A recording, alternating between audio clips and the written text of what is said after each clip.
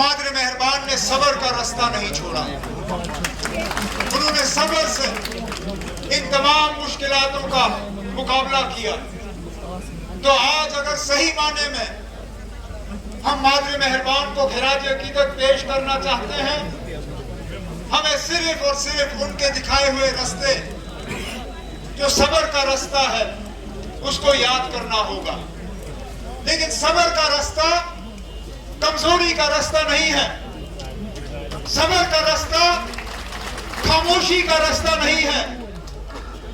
सब्र का रास्ता इसका मतलब ये नहीं है कि हमने अपने हकूक के लिए अपनी आवाज बुलंद नहीं करेंगे। सब्र का मतलब ये नहीं है कि आप हमारे सब्र का नाजायज फायदा लोगे। सब्र का मतलब ये नहीं है कि आप हमें कमजोर समझोगे। ये सब्र, ये हमारी ताकत है। ये सब्र, ये हमारी आवाज है। और इंशाअल्लाह ये सब्र, ये हमारी जीत और हमारी कामयाबी होगी। लेकिन मरकज की हुकूमत को आज अपने आप से पूछना होगा, क्या हुआ? आखिरकार पौने 2 साल इस हुकूमत को बने हुए आज क्यों हम जंतर मंतर में एहतजाज करने की बात कर रहे हैं? क्या हुआ? कुछ तो मजबूरी बनी होगी, कुछ तो बदल गया होगा। मैं वो आदमी हूं जिसने पौने 2 साल अपना सियासी मुकद्दर और अपनी सियासी रेपुटेशन दांव पे लगा के मरकज से कहा कि हम बातचीत के जरिए अपना हकूक हासिल करना चाहते हैं, लड़ाई झगड़ा करके नहीं। ये जानते हुए कि ये फैसला सियासी तौर मेरे लिए भारी पड़ेगा। हम सब जानते हैं जम्मू कश्मीर और बिलखसूस कश्मीर के लोग, उनका दिल लगता है जब हम मरकज की हुकूमत के साथ लड़ते हैं। ये सच्चाई है, ये हकीकत है। वो चाहते हैं कि यहां पे किसी तरह जो है ये सिलसिला चले। लेकिन मैंने सोचा कि शुरू में मैं कम से कम मरकज को मौका दूं कि जो उन्होंने हमारे साथ वादा किया वो उस वादे पे कायम रहेंगे। और वादा था क्या कि 3 कदमों में जम्मू कश्मीर के हालात जो हैं उनको सुधारा जाएगा, उनको ठीक किया जाएगा। पहले डिलिमिटेशन, इस बात के बावजूद कि पूरे मुल्क में कहीं डिलिमिटेशन नहीं हुआ, वहां सिवाय आसाम और जम्मू कश्मीर में। हम जानते थे कि डिलिमिटेशन में धांधली होगी। हम जानते थे कि डिलिमिटेशन का मकसद एक पार्टी और उनके दोस्तों की मदद होगी। हमने कहा चलिए कोई बात नहीं, हम ये जहर का कतरा भी पी लेंगे। कितनी धांधली हुई उसका अंदाजा आप इस बात से कर सकते हैं कि जम्मू कश्मीर में 7 सीटें बढ़ाई गई।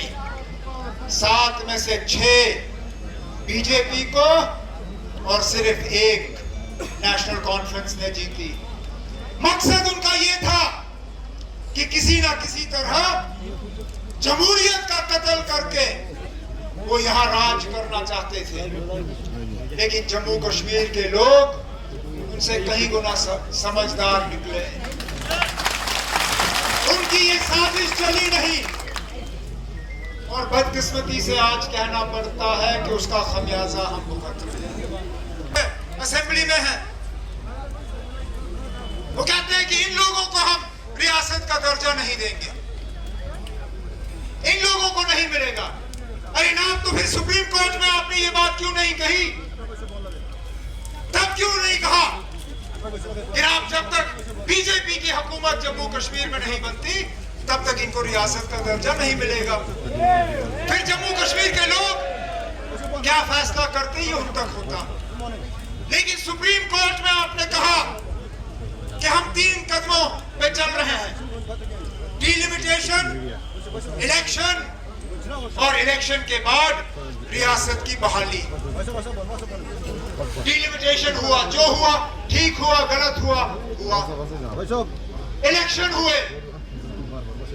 अब इसमें हमारा क्या कसूर है कि जम्मू कश्मीर के लोगों ने हुकूमत की जिम्मेदारी हमें दी। बीजेपी और उनके तमाम यार दोस्त इस इलेक्शन में पीछे रह गए। चाहे ए टीम, बी टीम, सी टीम, डी टीम, सब रह गए। क्या वो हमारा कसूर है? मैं खुद हैरान हुआ जब इलेक्शन के नतीजे निकले। वल्लाह मेरी कुछ स्टेज पे साथी बैठे हैं, मैं ना उनकी तरफ इशारा करूंगा ना उनकी तरफ देखूंगा, लेकिन मुझे नहीं लग रहा था कि वो इस इलेक्शन में सीट निकालेंगे। लेकिन अल्लाह का करना निकल जीत कर, ये क्या कसूर है हमारा?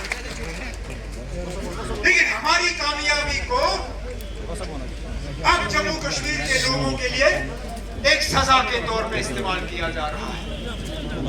आपने हुकूमत बनाई क्यों अगर आप उस हुकूमत को काम करने नहीं दोगे? क्या फायदा? फिर नहीं करने थे इलेक्शन।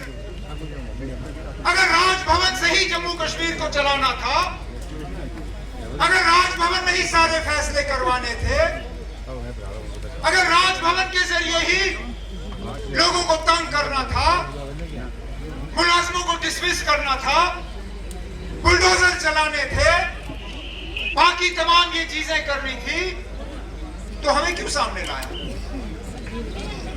फिर क्या देते उसी वक्त कि आप आइए, लेकिन हम आपके हाथ आपके पीठ के पीछे बांध देंगे। हम वो अफसर आपको देंगे जो आपके फैसलों पर अमल नहीं करेंगे। अरे ये हमारा जिगर है, ये हमारी सबर है कि तब भी हम गधों की तरह मेहनत कर करके यहाँ के लोगों के लिए कुछ हासिल करना शुरू कर गए।